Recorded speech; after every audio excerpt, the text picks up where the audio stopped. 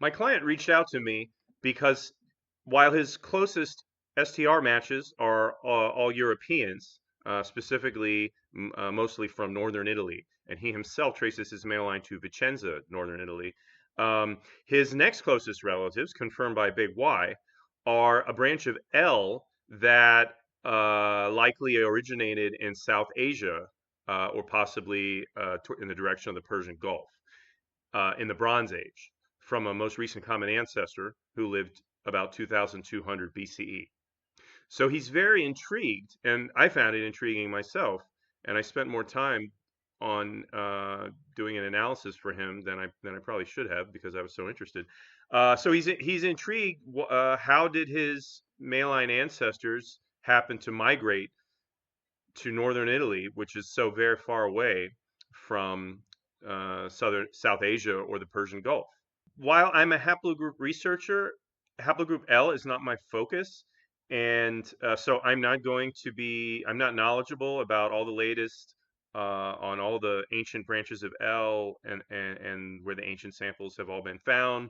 I'm only looking at the last few thousand years of my client's particular line of L to help answer his question about how his male line may have been introduced into northern Italy.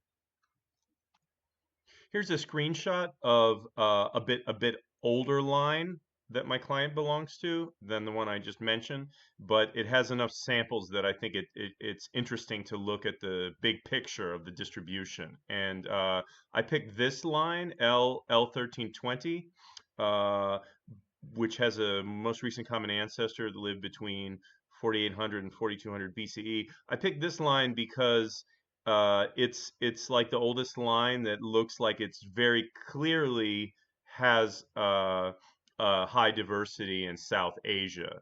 But the HRAS algorithm is pulling the origin a little bit in the direction of the Arabian Peninsula, toward the Persian Gulf, due to the extremely high sample rate of the Gulf Arabs and vis-a-vis the South Asian countries. So I think that we can pretty confidently say that the origin of at least this line, this subclade, is more likely to have been in South Asia. My client's particular line of L1320, has only been found in two ancient samples, and both of these are geographic outliers, extreme geographic outliers to the core distribution, and they're not very ancient at all. One of them is from Foggia or Foggia, Italy. I'm sorry about the pronunciation. And the other one is from uh, China. Both samples are dating to the medieval era, and the correct pronunciation is Foggia, Italy, and the part of China is Xinjiang. I'm not even going to try to pronounce it. Wikipedia didn't give me a little link to figure out how to pronounce it. Also known as the Xinjiang Uyghur Autonomous Region. Here's a screenshot from STR Match Finder showing how I was able to find a male line relative for my client who had tested at YSeq. He tested alpha, beta, and gamma STR panels. That's equivalent to the 67 at FTDNA. This tool I made shows you the rare alleles that you have in common with whoever your closest STR matches are.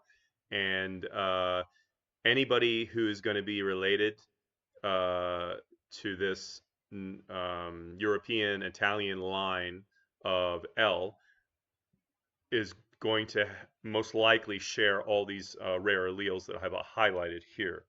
If you're a YC customer and you want to be found by your male line relatives who could be using this tool, you should join. And if you have STR results, it means you ordered STR alpha beta is I think the minimum that you should have to have some kind of reliable matches. But alpha beta and gamma would be even better.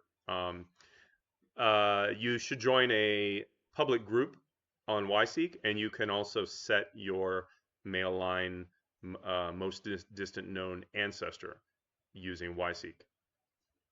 And then people will see where you're from, where your male line, where you trace your male line to, and they can contact you through the group admin of the public group that you joined.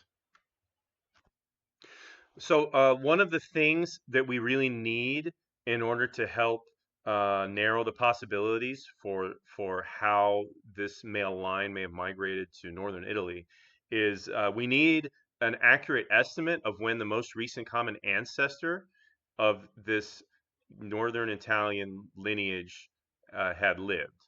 And so far, there's only one NGS, that means next generation sequencing kind of test, such as a big Y or a WGS, whole genome sequence test. There was only one sample that has done this kind of test.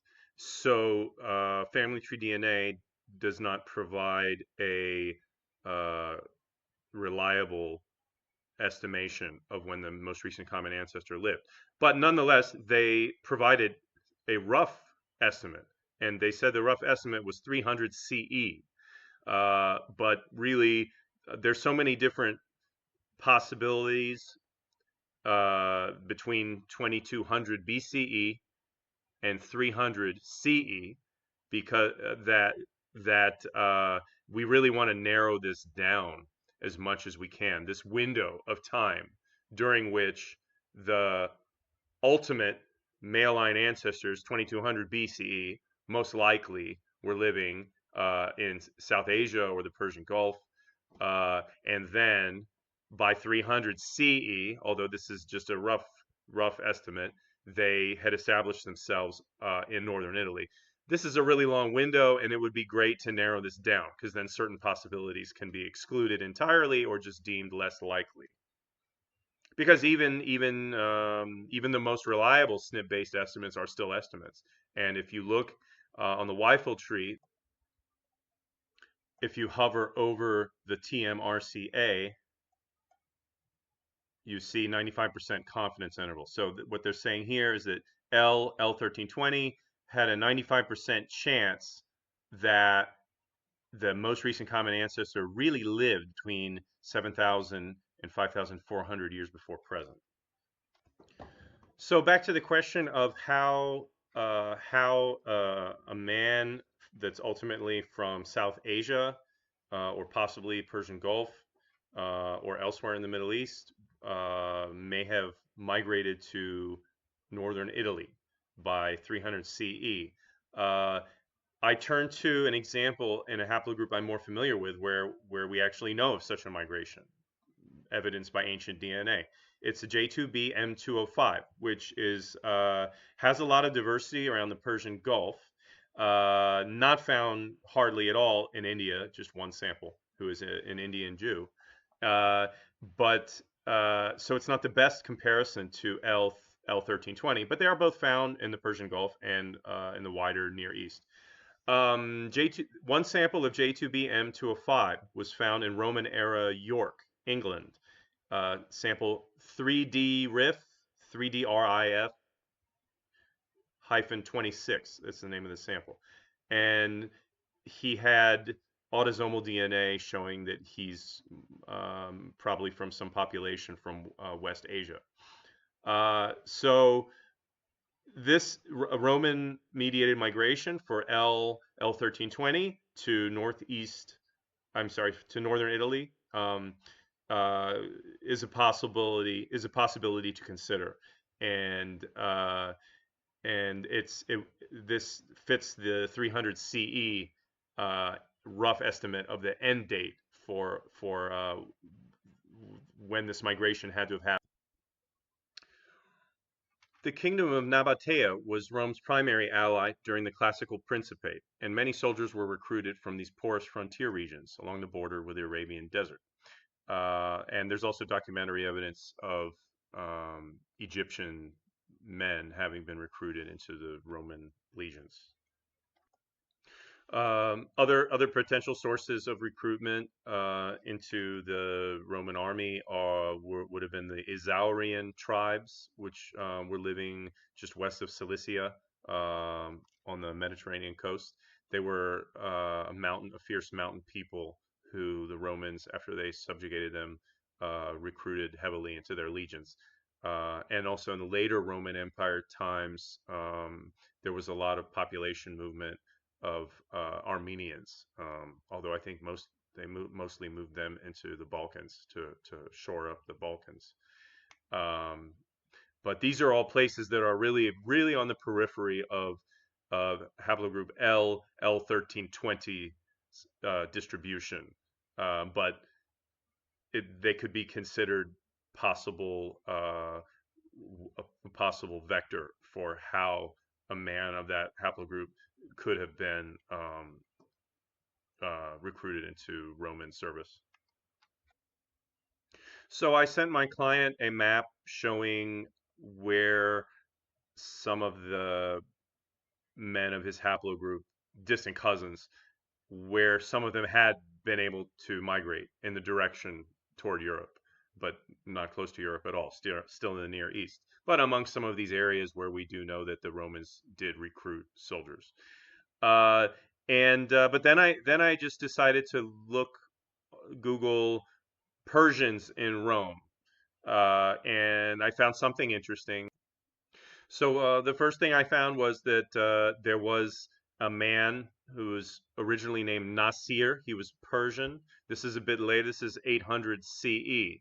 In the 800s, he was a commander of the Huramites, which was like a religious sect that was practicing some of the of a version of what do you call it, Zoroastrianism, that blend that their critics among the Persians were saying, you're not true Muslims, you're just uh, Zoroastrians with a veneer of being Muslims. And anyway, there was some political tensions, and there was a civil war, and the leader uh, went into exile along with 16, and the leader took the name Theophobos, which means God-fearer. And he went into exile along with 16,000 soldiers to the Byzantine Empire. But I don't know that this man ever went to Italy. Uh, and it's a little bit later than this estimate of 300 CE for the TMRCA of this group. Really, this is not a good candidate because by that time the Roman Empire or the Byzantine Empire didn't control Italy, so this is not a good candidate for a vector of L1320 to northern Italy. But now let's look at another example that I think is much more interesting. During the reign of Augustus, the king of the Parthians, Phraates IV, married a new wife, and he wanted, as so often is the case in the ancient world, he had a dilemma where he has older sons, four of them, but yet his new wife, he wants to have a good relationship with his new wife, so he wants to make the children of his new wife be the heirs to his throne. So the solution he found was to send his four eldest sons into exile to live in Rome. And Augustus kind of used this to write some propaganda that he subjugated the Parthians because he took the four eldest sons of his rival Phraates IV into as hostages in Rome, but actually they were living as, like princes, wealthy men. Uh, so the oldest one of them, Vonones I, he ended up living in Rome from 9 to 10 BCE until 6 CE, when uh, when Augustus sent him to the Parthians because they asked him, please give us a king. We need somebody, and he sent um, Vonones, but he wasn't well received by the court or whatever factions that had some power in the Parthian Empire, and supposedly he was soft, like he became too Roman, and he ended up he won the first civil war battle, but then he lost the second battle, and then he fled to Armenia, where he declared himself king of kings, and then eventually he had to leave Armenia as well, and the Romans made some agreement with the Parthians that he would leave, and then he lived in exile. By the way, this drawing painting, or I don't know how he made it, of Voronezh the first, comes from a website www.iranshar with a R on the end.com, and it looks like he's has collection of paintings of various Parthian kings and maybe other things, and it's a really looks like an interesting web page. I asked an Armenian genetic genealogist, Hovan Simonian, what he thought about the Vonones and Arsacid Y-DNA lines.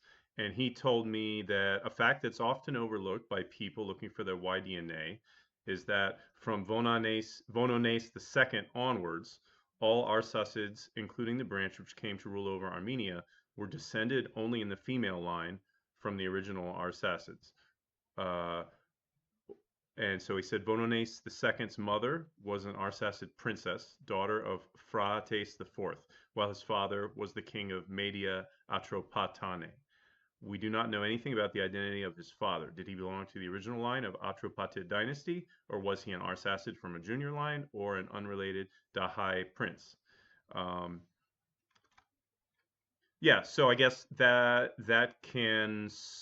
information that Hovan kindly shared kind of mitigates against the fact that this particular line of L that my client from Italy is positive for, it's not found in any Armenians, because maybe it's this particular Arsacid prince Vonones the first may not have been, or is not known to have been, the same male line as the kings that followed in Armenia. Apparently, he was living under house arrest by the Romans in Cilicia, and then one day he tried to escape, and then the guards murdered him. So that was that. So one problematic thing with the theory that Vonones I may have been the vector for L, the exact subclade is called FTA 49273. One of the problematic things about Vonones is that he was never, or we don't know that he went to northern Italy. We know that he was living in Rome. So that's one problematic thing. And then another thing is, so this prince would have been from the house of the Arsacids, which were, a big dynasty, and some of them were governing the Parthians and the Armenians for some time, and yet this particular subclade hasn't been found in anyone in Armenia, to my knowledge. So that doesn't mean that's not proof that Vonones might have been sired by some other man, or maybe there are different lines within this dynasty, and they're not all really related on the male line. Actually, I don't know what other researchers believe regarding the male line of the Arsacids. But anyway, I think thinking about it, looking for historical examples is, I think, a productive way of trying to examine the possibilities for how very long distance kind of migrations could have been possible. And so, even if this theory isn't true, I'm happy to just share my thought process for considering it. So that was the bell. if you made it this far, then thank you very much. Congratulations, you listened to the whole video, and I just want to give you a little message about what I'm doing. Um, I've enjoyed working on genetic genealogy topics like writing software to make free to use analytical tools, and also uh, doing my own research into J2B, and helping my clients achieve their goals with their male line research and female line research. I've been enjoying doing that since 2017, when I quit my full-time engineering job back in the States. I've enjoyed doing this, and but now it's in 2025. I may have to face a decision where I have to give this up in favor of a full-time job, just any kind of full-time job, so that I can better provide for my family. I haven't been able to find a way to do this in the field of genetic genealogy, or writing software for genetic genealogy. So. A little appeal to anybody: if you enjoy my content, if you are among the maybe dozens or hundreds of people that are making use of the free to use tools that I've written, like STR Match Finder or Clade Finder, HRAS, Haplogroup Research Analytical Suite. If you're making use of these, or you like my content and you want me to be able to keep doing this in 2025 and beyond, please consider supporting me on Patreon. The lowest paid tier is only $5 a month. I think you can, if you're interested in genetic genealogy and you've had enough money to pay for one of these tests, you could probably afford $5 a month, if you want to see me continue to be able to work on these tools that make it easier for you to find your male line relatives, and maybe share inspiring stories for how you can advance the research into gaining some spirituality, a connection with your ancient ancestors, which um, nobody really has unless they just are from a tradition where they just have a strong belief that they know who their male line ancestors are anyway, even if they don't do male line DNA test or female line DNA test. But um, I wasn't from one of those traditions, and I mean, I'm American, so we're a big mix of many different people from all over the world. In my case, mostly Western Europe and Central Europe. But anyway, I found out that my male line are coming from Western Balkans. The Western Balkans, in the Iron Age, they were most likely living in like what's modern day Croatia, Bosnia Herzegovina, Montenegro, Serbia, this area, maybe northern Albania. Uh, the, and this is really interesting for me. These were the Illyrian speaking peoples.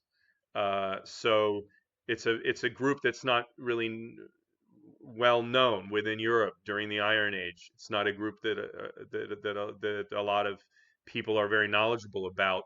It's an obscure group because they didn't write anything down. The Etruscans everybody knows about because they were on the doorstep of Rome. I mean, Rome was part of their Etruscan league, or whatever federation. So uh, and the Etruscans had an alphabet, and they wrote things down that was found. And the Illyrians, I guess, didn't write very much. There's just some inscriptions found in some places. But anyway, it's interesting for me that these are my male line ancestors, and so I feel a connection to the ancient world through them. So I want to know more about them, and I can help you learn more about your ancient ancestors. And I offer consulting for $50 an hour is my current rate. And you can contact me. My name is Hunter Provyn, Provyn, at Gmail. Thank you. So on my Patreon, I've been struggling over the last few years. I've had it for a few years, but I've been struggling to figure out what should I do for people on this Patreon. And I finally came up with an idea, that the basic thing you get is 30-day early access to articles that my Patreon paying members can vote on. There's different tiers. And you also, at the lowest level, you also get exclusive bleeding edge work in progress updates that will always be private for this group who are paying. But the early access, 30-day early access, all of these articles will eventually be public, but you get to see the sneak peek. And there's different tiers, and you can get voting rights to vote on which topics I should make an article or video about, and then for those who are supporting me a little bit more per month, they may vote on new features that I will develop on a bi-monthly basis, and I will give a report of which features did I add that were requested, that I agreed to, that were voted on, and then for a little bit more, you can be somebody that is suggesting the features that would be voted on by the group, by the tiers that have voting rights. That's in the Council of Elders. Anyway, I'm really excited about this, and I think that that would be more like for the really techie haplogroup researchers that really value the tools that I'm making and use them on a daily basis and want to see them be improved.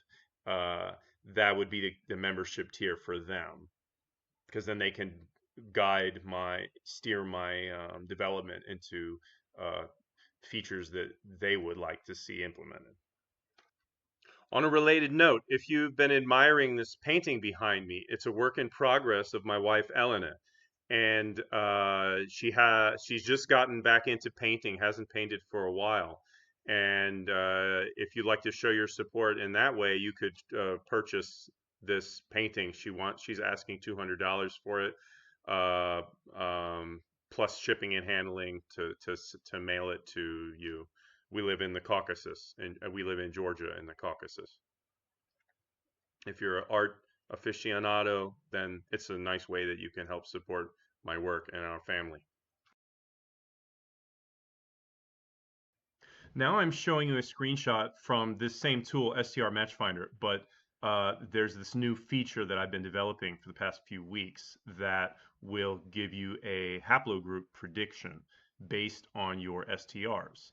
And it uses the WIFO computed haplotypes of different major haplogroups.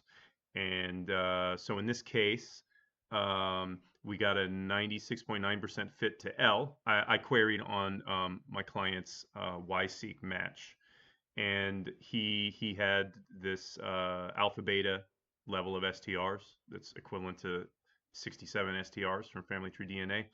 Um, and what I'm doing is, if you want your particular subclade to be supported here, then you can contact me and tell me your subclade and pay me $17, and then I will figure out, I will download it from WIFO, what they have computed from your subclade, and maybe make some changes if necessary.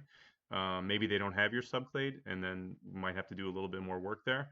But already, just for this one example that I wanted to show my client here, you see in green, if you click haplotype view for matches, it shows in green or blue or red whether or not the exact best match haplotype, whether you have the derived allele or not. And if it's green, it means you have the derived. And so what I actually see here is, so I entered in my client's most specific subclade for which WIFO computed a haplotype for it. That's Z5931, the Bronze Age South Asian line or Persian Gulf line, LZ5931. WIFO computed a haplotype, so I'm able to add that into the system. And what I see is that two of these men from Italy do indeed have DYS 458 is 14. And my client happens to not have that allele. And so what I had previously assumed from the STR Match Finder output, I had previously assumed that the DYS 458 equals 14. I had assumed that two of these samples from Italy are more closely related to each other on the basis of them both sharing this, which is a rare allele among their closest STR matches. But in fact, when I take the Y-full haplotype, computed haplotype, for this Bronze Age line into account, turns out that Y-full is saying everyone descended from that Bronze Age line should have inherited DYS 458 equals 14. And it just so happens that my client mutated afterwards, assuming that Y-full's computed haplotype is correct. And DYS 458 is not the most stable of the STRs. However, as the STR gets lower and lower, I mean, as the allele is shorter and shorter, it does increase in stability. So anyway, what we know now from looking at this new feature that I have, the integration with the Y-full haplotypes for those haplotypes that I have done the work to support, we see that at least that allele on its own is not proof that those two samples with DYS 458 equals 14 are more closely related to one another. Everyone descending from the Bronze Age common ancestor should have probably inherited that. Another major benefit of this feature, besides the technical stuff that maybe the more technical researchers are more interested in, is it allows you to be found by your matches and they can contact you. So whoever matches your haplotype the best out of all the defined haplotypes will be able to contact you. And right now, I didn't add my client's email as the contact for LZ5931 because that's the Bronze Age line from South Asia, and I don't think my client is interested to contact all the men that are descended from that line. He's more interested in understanding his particular line that is from Italy, northern Italy. So once his particular subclade, his sample, he submitted his big Y to Y-full. So once his sample is analyzed, maybe Y-full will extract the STRs. If you submit a BAM file, Y-full can extract the STRs from the BAM file. If you submit a big Y VCF because they charge $100 for the BAM file, I know you can upload your STRs separately as a CSV file to Y-full. I think that they use that for their haplotype calculation. I'm not 100% sure. I should ask them about that. If you know, you can write about that in the comments. Thanks very much.